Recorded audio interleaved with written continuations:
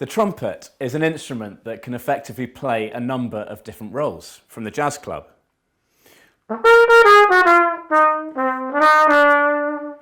to the orchestra,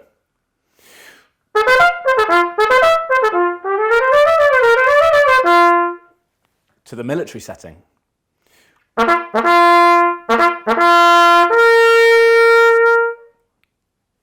and similarly, when it comes to the Bible, the trumpet plays a number of different roles. See, often in an orchestra, the trumpeter is counting endless rows of bars rest, twiddling their thumbs, waiting for their big moment to shine.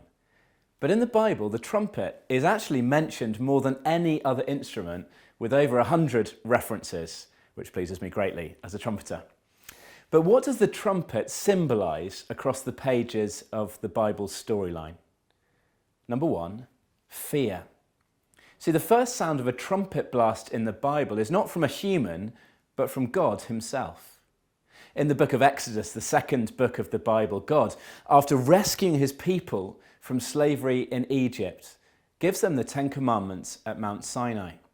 We read of thunder and lightning with a thick cloud over the mountain and a very loud trumpet blast.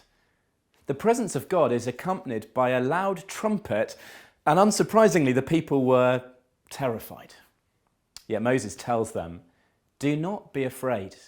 God has come to test you so that the fear of God will be with you to keep you from sinning." As the author Andrew Wilson puts it, the trumpet of God is supposed to make us bow in awe, not cower and withdraw. The trumpet from the mountain then leads us to rightly fear God in awe and reverence. Secondly, though, it announces battle, a sound to summon the troops for action. But strangely, in both the famous Battle of Jericho and the 300 trumpets blown by Gideon's army in Judges chapter 7, the trumpet is actually the only thing that God told them to take to the battlefield. See, rather than them relying on chariots and horses and weapons, God gave his people victory with a simple blast of the trumpet. And so as the walls of Jericho came tumbling down, we're reminded that the battle was not won by humans, but by the Lord. The trumpet used by God, then, is more powerful than an army of 10,000. The third thing the trumpet symbolises, though, is joy. The Psalms, if you read them, are full of this. With trumpets and the sound of the horn, make a joyful noise before the King, the Lord. Or Psalm 150, praise him on the trumpet. We could say that celebration and joy in the Bible then is not pianissimo, but fortissimo, full of noisy, glad joy. But those are just some of the ways then that the trumpet, this instrument, is used in the Bible.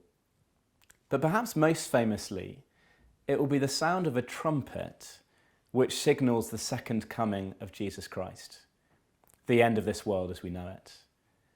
A trumpet blast that will both strike fear into those opposed to King Jesus, while also bringing endless joy to those who follow him. So maybe next time you hear a trumpeter busking on the high street or a big band playing in the bandstand, be reminded of the biblical truths that the trumpet points to.